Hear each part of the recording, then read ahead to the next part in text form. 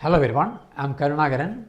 കീം എഴുതാത്തവർക്ക് മാനേജ്മെൻറ്റ് കോട്ടയിൽ പോലും എഞ്ചിനീയറിംഗ് കോളേജിന് ചേരാൻ പറ്റില്ല.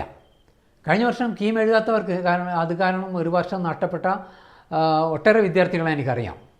നീറ്റ് എഴുതിയെന്ന് പറഞ്ഞിട്ട് കീം എഴുതാതിരിക്കുന്നതും വെഡിത്താണ്. കാരണം MBBSനും ഫാർമസി കോഴ്സുകൾക്കും ചേരാൻ തീരുമാനിക്കുന്നവർ കേരളത്തിൽ പഠിക്കാൻ ഉദ്ദേശിക്കുന്നത് കീം എഴുതിയിരിക്കണം. എഴുതിയില്ലെങ്കിൽ MBBSന് നിങ്ങളുടെ കേരള കോട്ടയിലുള്ള ചാൻസ് നഷ്ടപ്പെടും. +2 റിസൾട്ട് അറിഞ്ഞതിന് ശേഷം കോളേജ് അഡ്മിഷൻ്റെ ടൈമിൽ അഗ്രികൾച്ചറൽ കോളേജിൽ ചേരാൻ പോകുന്നവർക്കും ഫിഷറീസ് കോളേജിലൊക്കെ ചേരാൻ പോകുന്നവർക്കും അങ്ങനത്തെ പല കോഴ്സുകളുണ്ട്. അവിടെ ചേരാൻ പോകുന്നവർ ആ കോളേജിൽ ചെല്ലുമ്പോൾ നിങ്ങൾക്ക് ഒരു കാര്യം മനസ്സിലാകും, കീം എഴുതാത്തവർക്ക് അത്തരം കോളേജുകളിൽ അഡ്മിഷൻ എടുക്കാൻ പറ്റില്ല. ഇല്ലേ, എക്സാം എഴുതണം, കീം എക്സാം എഴുതണം, ക്വാളിഫൈ ചെയ്യണം, വളരെ ഇമ്പോർട്ടൻ്റ് ആണത്. ആർക്കിടെക്ചറിൽ അതിന് ബി ആർക്ക് പഠിക്കാൻ ചേരുന്നവർക്ക് എഴുതേണ്ട പരീക്ഷ നാറ്റയാണ്.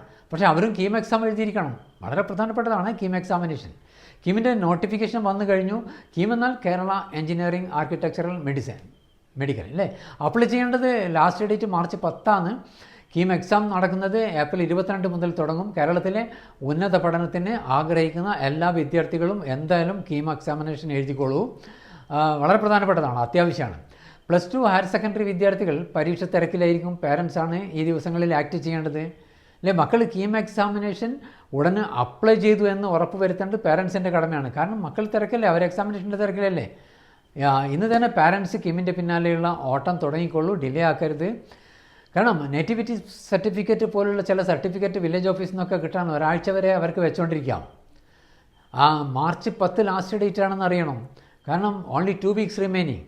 അപ്പോൾ അവിടെ നിന്ന് ഡിലേ വന്നു കഴിഞ്ഞാൽ വൈകിയാൽ വലിയ വില കൊടുക്കേണ്ടി വരും. ഇവിടെയാണ് പാരൻസിൻ്റെ അടിയന്തര ശ്രദ്ധ വേണ്ടത്. Act now. Thank you friends. See you again.